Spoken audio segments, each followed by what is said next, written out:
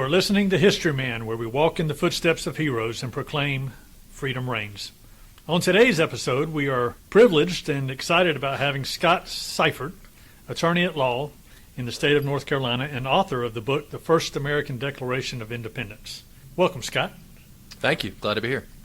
Scott, you are an author of a couple of books on the American Revolution. What's the name of your other book? I'll add one thing to the first title of the first book, The First Declaration of Independence, ? Which is an important part of the discussion of the veracity of the Mecklenburg story, as we call it. I see. Which is interesting, and then we'll get to that. And then the second book I wrote is called Eminent Charlatanes. It tells the narrative stories of 12 prominent Charlotte figures throughout Charlotte-Mecklenburg regional history, including King Hagler of the Catawba Indians. It starts with him and his role, which is really a South Carolina story as much as anything else. It's interesting. This whole area during the colonial period was kind of a gray area as far as what was North Carolina and South Carolina. Right. I know that the Brattons in York County, when they first got their property, their title was actually in Mecklenburg County, or in North Carolina. So it was a big gray area as to which county or which state it was in. Which was a cause of a lot of fights, too, and a lot of property disputes. And so you had settlers here on Sugar Creek, and when the tax collectors from South Carolina would come, they'd say, well, we live in North Carolina. And when the North Carolina tax collectors come, they'd say, we live in South Carolina. Right. And so it's called holding to the state is what they called it. And they pretend that, because no one knew where the lines were, right. Which caused a lot of chaos. So the first Declaration of Independence ? I wrote out of a personal interest in what we call locally the MECDEC story, the Mecklenburg Declaration of Independence story. Okay. And a friend of mine, and briefly how I got interested in that was a buddy of mine was telling me the story of how Mecklenburg County had seceded from Great Britain in the summer of 1775, and it was the first municipal body to do that in the American colonies. And I said, you're making all this up. This is impossible. And he said, no, it's true. So we started a group called the May 20th Society to bring back this cool civic story. And as part of our work in that project, I became what I call the regimental historian of the group. And so I did all the research and would write the website content and do blogs and so forth. And I looked up about 5 years ago and realized I was the world's leading expert on this obscure historical curiosity. And that led to the writing of the book. Very good. Where can they get your book? So you can get the First Declaration of Independence ? At Amazon. You can also get it locally at Park Road Books here in Charlotte.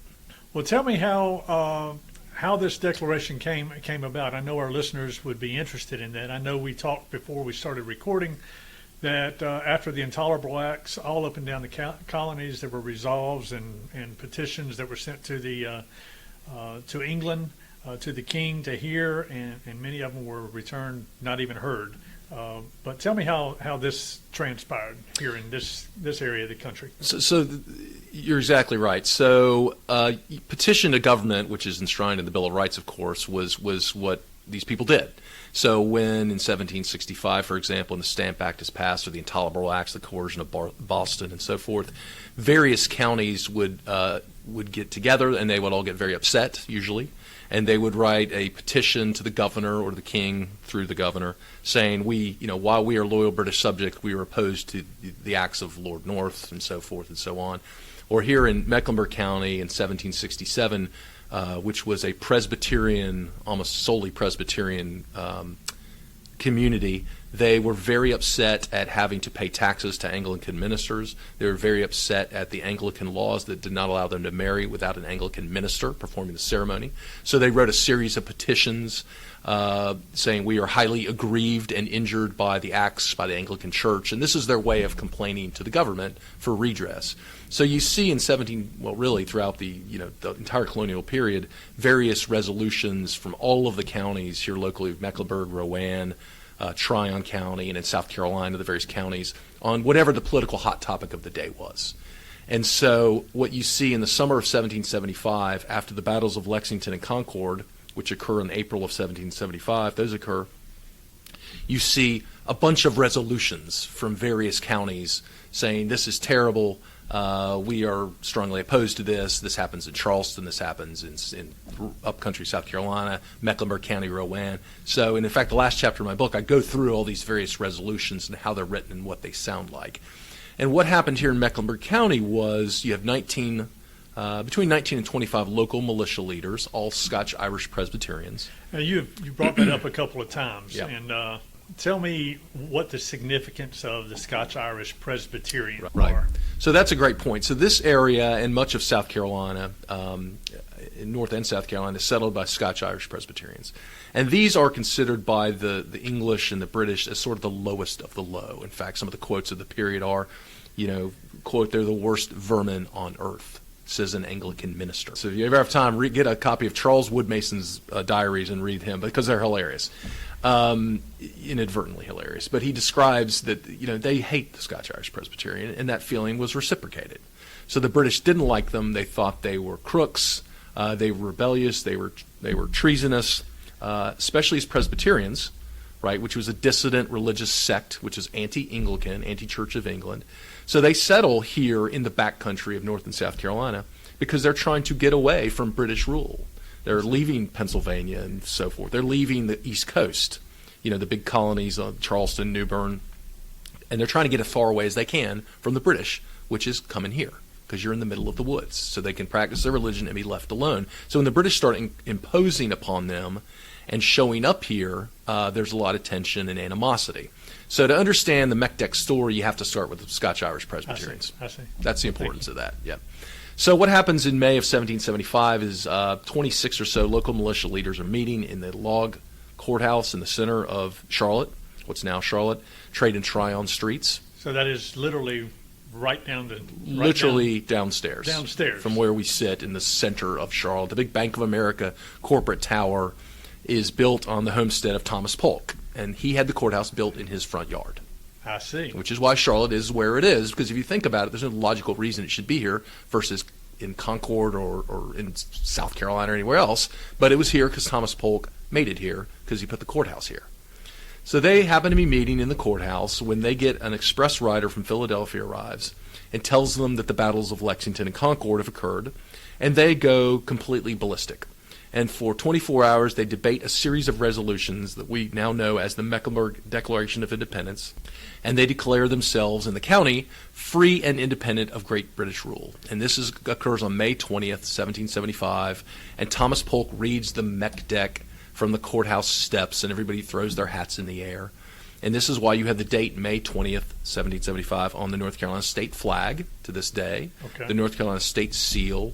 You will see the first in freedom license plates, North Carolina license plates around town, and so forth and so on. So we started, and I just thought this was a really interesting story of which I knew nothing. Right. And so as an amateur and sort of historical hobbyist, I just took this on and said, I want to learn everything there is to In law enforcement, they say if it's not written down, it didn't happen. Right. So the question would be, all these other resolves were sent to various outlets, like the ones in South Carolina were sent to the South Carolina Gazette down in Charleston. Were these MECDEC documents sent to a gazette somewhere or a newspaper? So this is a great part of the story. So this is actually probably the best part of the story. So after the meeting that occurs in late May and various resolutions are passed, what do they say? We don't entirely know with 100% accuracy. They are given to a local tavern owner named Captain James Jack, and they say, deliver these to the Second Continental Congress, which is meeting in Philadelphia. So he does. So Captain Jack takes the resolutions. He rides to Philadelphia. There's corroborating witnesses of this. The ride is not in doubt. And he delivers these resolutions to the North Carolina delegates in Congress. When you say it's not in doubt, what do you mean by that? So there's no historical debate about whether Captain Jack rode to Philadelphia. Okay. The debate is what was he carrying. So the skeptics of the Mecklenburg story will say all he may have been carrying are these Mecklenburg resolves, which we found, which are interesting, but so what? And so the Mecklenburg people will say, no, he was carrying those, but he's also carrying, the legendary Mecklenburg, we believe, although we admit we don't have a copy of it. So something happened. So there was something important enough happened that they sent a messenger to Philadelphia on a very dangerous ride. Of course, he's carrying treasonable documents. If he's caught, he would be captured and hanged by the British. The debate is what was he carrying? So who were the signers of this? You got Polk and Yep. Captain Jack. Was he a Right. signer? So that's a good question. So you have the short answer is no one's 100% sure. And the reason for that is everything we know about this story is basically reconstructed by witnesses in 1830 saying, I was there, here's who participated, these people were all there. And their stories line up 95% of the time. Now, like you're in ex-law enforcement, so you may have one outlier guy who somebody says was there that nobody else mentions. Or the opposite. Everybody says John McNitt Alexander was there and so forth. And you have 20 or so witnesses, and all of their accounts are pretty much the same. And if you believe the accounts, then you have 20-ish people signing, and they include Thomas Polk, all of the Alexander people, sort of John McNitt Alexander, Hezekiah Alexander, and so forth. You have Waite Still Avery, who was the first Attorney General of North Carolina. So these are sort of important people of the period. They're not just random people and names thrown out that no one knows who they are. They're important people. Captain Jack is not a signer, nor is he a participant. He's just the messenger, which is ironic because he sort of gets all the credibility and press for the story now, right? With the Captain Jack beer locally, and you've got the Captain Jack as the local soccer team's signature and stuff like that. So it's those sorts of people, and it's interesting. You know, I do talks and speeches, and a lot of these descendants of folks are still here. So you meet them all the time, and they're like, my great great was John Ford, for example. There's a lot of John Ford people. There's tons of Alexander people here, and this story is very real and intimate to them. I appreciate you saying what you're saying. The descendants of those heroes are still here. Yeah, and they still hold those as sacred trust in their families. That's right, and a sense of pride in their families. So the leaders of this community, and you've mentioned several of them, the Alexanders, Polk, and Ford. What was their role in the actual revolution? So did they hold to the Patriot line, or did they sway over to the other side? So the people we know about, Thomas Polk, for example, is a very prominent Revolutionary War actor. His son William Polk is injured very badly at the Battle of Brandywine. Polk is a commissioner, for the Revolutionary War armies locally. He reports to Nathaniel Greene. He's writing to General Washington, so he's very prominent in this area in the Revolutionary War. The Polks are. Ephraim Brevard, who's an interesting character, is a doctor. He serves with the Patriot forces. Is captured at the fall of Charleston in May of 1780. Is put on one of these prison ships in the harbor, where people got typhus and all sorts of terrible diseases. He's released in the summer of 1780 as part of the prisoner exchange. He walks home, where he dies. So Brevard, North Carolina is named after him, as is Brevard Street. He's very interesting, and he dies, I think, age 31. So it's an interesting, very sad story. Waite Still Avery, as I say, becomes part of the Revolutionary War forces, first Attorney General. William R. Davie, who's associated with the story, although not a participant in the story. He's associated because many of the Mecklenburg papers are given to Davie in trust and are found in his papers after his death. Is that right? And there's a copy of the Mecklenburg called the Davie copy. And what happens is it's given to William R. Davie, and when they start looking for all this evidence about 1830, they find this Davie copy, and it's ripped in half. And it's and it's not in great shape, and his kids had used it for scratch paper or whatever, but it still exists. It's in the Chapel Hill Library. It's perfectly legible, so that's part of so Davie's considered part of this story, an ancillary part. So there's a lot of cool sort of interact. Joseph Graham's another great story. So Joseph Graham also is a very famous Revolutionary War leader. He and Davie lead the militia forces repelling Cornwallis at the Battle of Charlotte, which occurs in September of 1780, as they marched south through Camden toward Charlotte, fights them literally downstairs in the center of Charlotte. Joseph Graham is also a major witness to the Mecklenburg story. In fact, he's got a 5-page account of being a 16-year-old school kid and watching the whole thing transpire and explaining who was there and so forth to learn about this. So is there some question about the actual date? There's a bigger question about the whole story, right? Okay. And so that's part of the interesting part, especially for me as an attorney. I was sort of marshaling the evidence, pro and con, about the Mecklenburg story, and that was the origin of the book. And the controversy around the Mecklenburg story is that all the original papers are lost in a fire in April of 1800. And so the guy, one of the leading participants in the story, is a guy named John McNitt Alexander. The Alexanders are one of the leading families here, very well known, well regarded, well respected. And his home burns down in April of 1800, and he's the keeper of all the records. So when this story of the Mecklenburg bursts upon the national scene about 1820, he says, look, we don't no longer have the original records, but the story's true. We have all these eyewitnesses and so forth, and this starts an entire national historical controversy called the Mecklenburg controversy. And Thomas Jefferson and John Adams debate each other in writing about whether it's true or not. And that controversy is essentially unresolved to this day because the original papers are lost. Now, you have a lot of evidence pro, you have some evidence con, and you have all these various historians writing pro-con books and debates going on, but it can never be settled because the original papers are missing. So tell me about the origins. So the controversy originates after the American Revolution, and Charlotte is a small town of, 25 buildings, wooden structures, and maybe 100 people that live here. And the American Revolution, as it does throughout the South, and the passing of the armies and the British and the militia moving back and forth sort of decimates this whole area, and people are impoverished or killed. They leave, they move to Tennessee, and the whole area is kind of a wasteland after the American Revolution. But in about 1820, various states start, trying to take credit for the American Revolution, the Bostonians, the Virginians, and so forth. And so the Mecklenburg people said, we had the first Declaration of Independence here, and we're going to prove it. So what they did is they went back and found the eyewitnesses. They went back and found the documents, and they find in John McNitt Alexander's house, and he is the guy whose house burns down and loses the original papers, but they find some other papers. And they find this long account of the McDeck story, the story we've been talking about, the Declaration of Independence, how it's sent by Captain Jack to Congress, and so forth and so on. Was it something he had just written or something? Great question. So it's called The Copy in a Hand Unknown. It's not clear when it was written or by whom, and it's undated. It's perfectly legible, very clear, and McNitt Alexander's son finds it.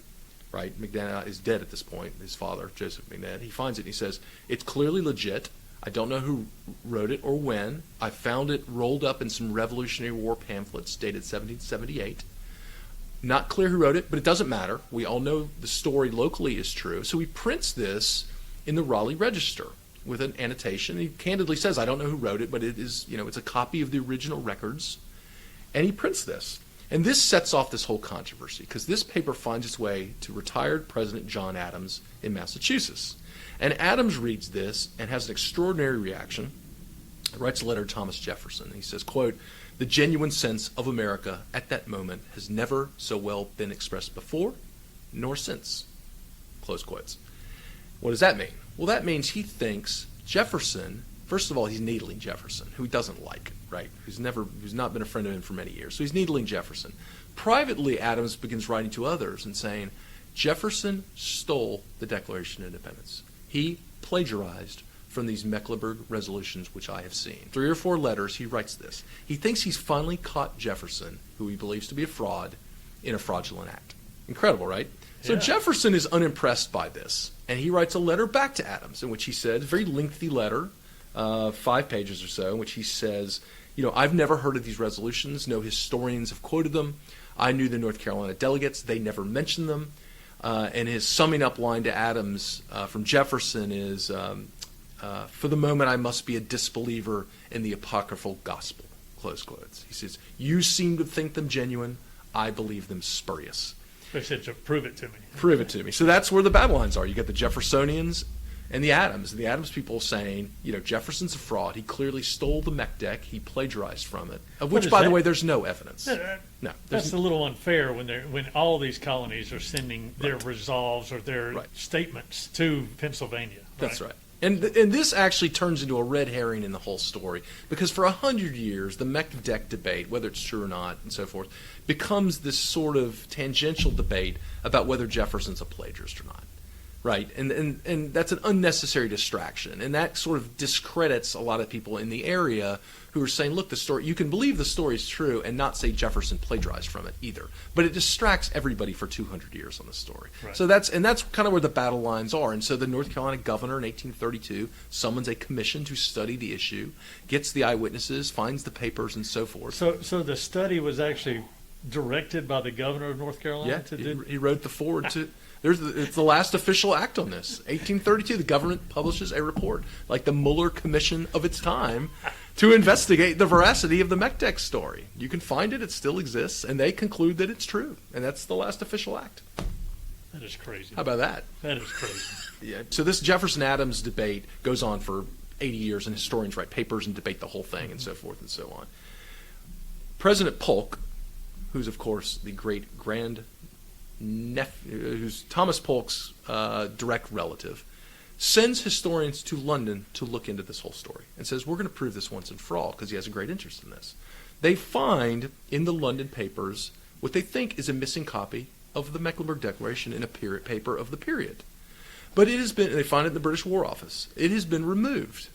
In that file is a piece of paper that says removed at the request of Andrew Stevenson. Well, who's Stevenson? Stevenson is the British ambassador to London at the time. Stevenson is from Virginia.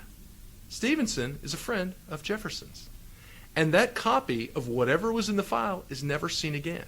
After he comes back from from London on his mission as U.S. ambassador, he becomes president of the University of Virginia. What does this prove? You tell me. How's that for interesting, though? Sometimes there actually is a conspiracy, right? Is it in question that there actually were serious resolves against the British government in that time in this part of the country? No. That's not in question. That's not in question. The only question in this entire debate now is, what did these resolves say?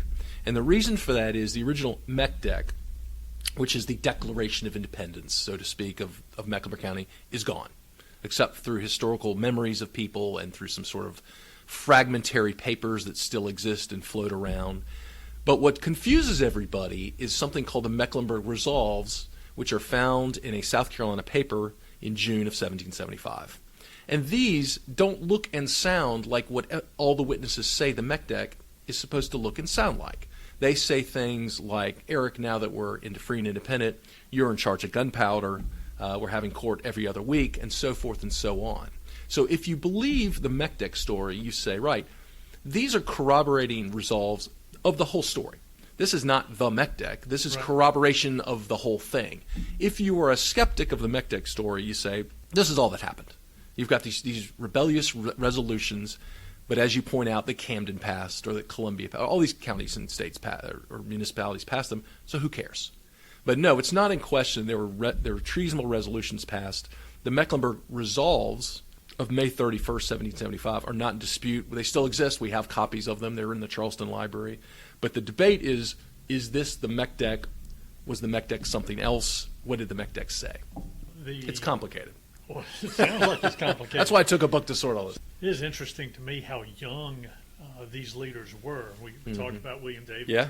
Well, wars are fought by kids, right? Right. At the end of the day, even this old war, so to speak. That's right. So William Davy was interesting. We had a episode by Kip Carter at the Battle of Hanging Rock in his cooperation with Thomas Sumter. He's at a pivotal moment in several of the different stories, several of the different battles, right? Yeah. And one of the reasons why Charlotte is called the Hornet's Nest is because of William Davy. Yes or no?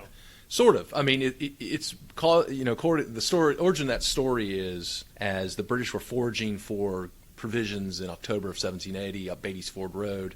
They were at the home of a gentleman named McIntyre. And as they're stealing his various chickens and cows and whatnot, depending on which story you hear, the British knock over a hornet's nest at the same time that they are fired upon by the brother of Joseph Graham, George Graham, and a militia group of a dozen guys. And Cornwallis, and they're forced to retreat into Charlotte, and Cornwallis or Tarleton or somebody says famously, Charlotte's a damned hornet's nest of rebellion.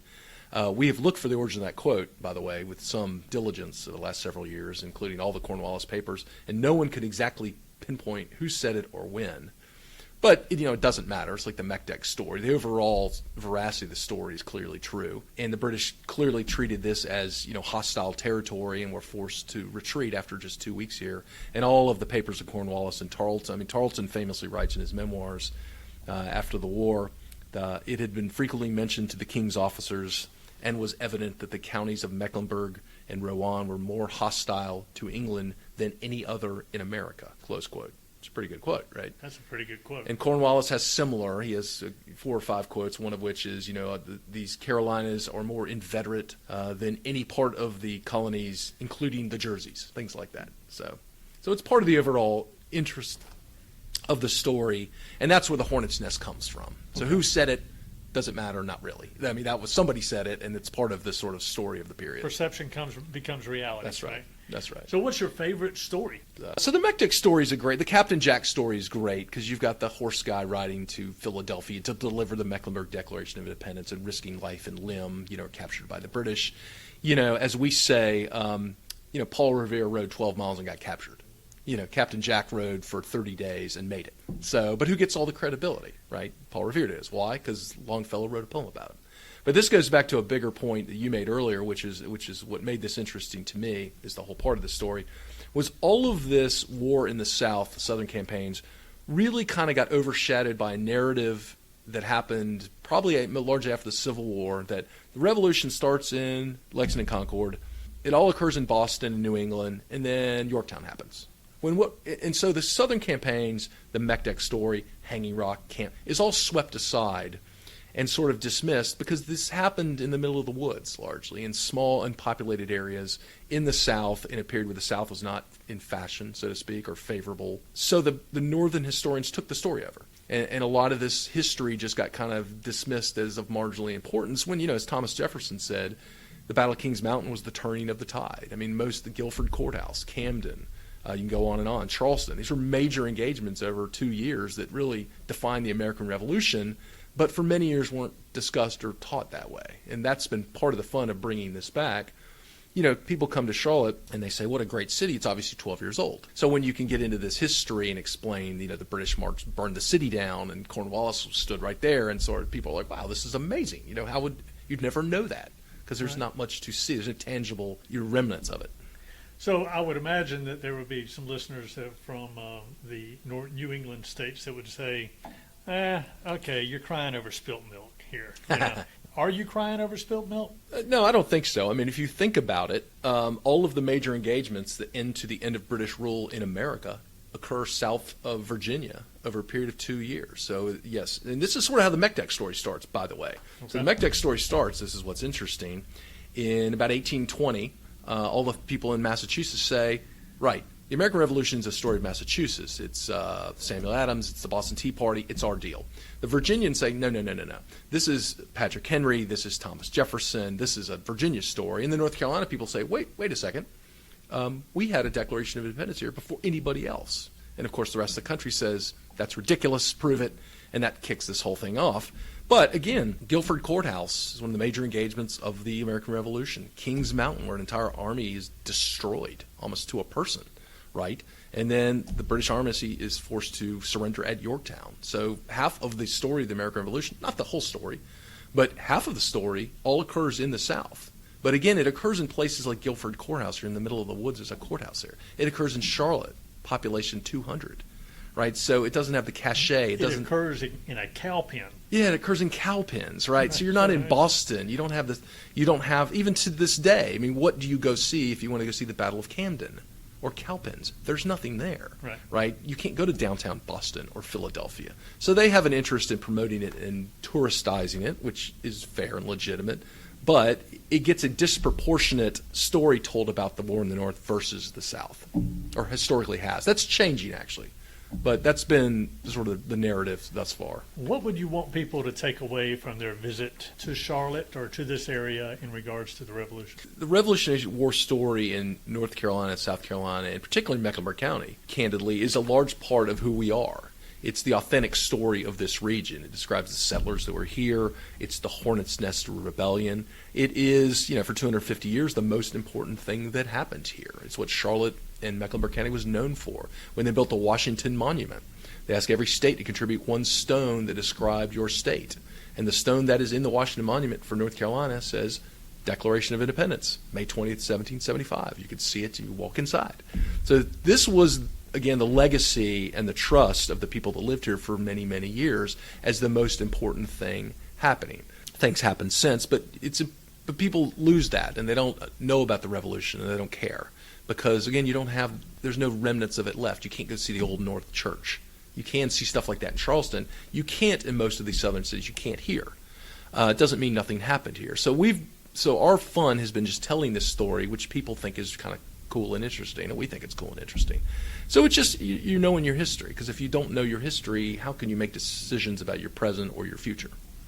on a side note, it strikes me that when we talk about a revolution, the founding fathers or these leaders in all of these communities took special effort not to be a mob, but to put it down on paper. It was more of a cerebral task for them to grow to a point where they felt like they could be independent from Britain. Right. Or is that how you view that? Or Yeah, I think so. I mean, I'd say it slightly differently, which is to put a modern spin on it. In the year 2020, many of the political debates we were having ultimately boiled down to your view of principles or writings that were set down in the revolutionary period and whether we still subscribe to them or don't, and what they meant, and were they properly written, were they too narrow? And that's all the debates that are going on in one way or the other right now. So without an understanding of, what did Madison mean when he wrote this? Why did they set up the Electoral College? What does it mean to be free and independent? What did it mean to be free of Great Britain? Why did they care? It's the first decolonial movement in the world, right? So all of these major ideas and concepts which were first formed here, and a lot of them had the genesis in the South, if one doesn't understand those or have any context, then how would you have an opinion about what's going on in the world today? So what is liberty? What does freedom mean to you? So I think I subscribe to the Edwin Burkean view of freedom, which is essentially the freedom of life, liberty, and the pursuit of happiness, and freedom from government constraint, except where necessary, in the common good. And that's the debate, right? What is the common good, and how much can the government impose upon one? Let's plug your books just one more time. That sounds good. You've got two books. The one we've talked about today is the first American Declaration of Independence, question mark. And your second book? Eminent Charlatans, which tells, as I say, it's very top-heavy, or bottom-heavy, we should say, on the Revolutionary War. So King Hagler, Joseph Graham, Captain Jack, and so forth. So if any of the stories of that period are of interest, they're told, and they're not just Meck stories. That's how this book came to be. There were a lot of really cool stories about that period that didn't sort of neatly fit in the Meck story I was telling. So I went back, and Thomas Spratt's a good example, who fought in the American Revolution, was injured. Spratt, Hagler, Joseph Graham, and so forth. So there's all these great stories around us if you just look for them. How would they get your book? You can get them on Amazon, or locally if you want to support a local bookseller, Park Road Books here in Charlotte. Thank you so much. My pleasure. Enjoyed it.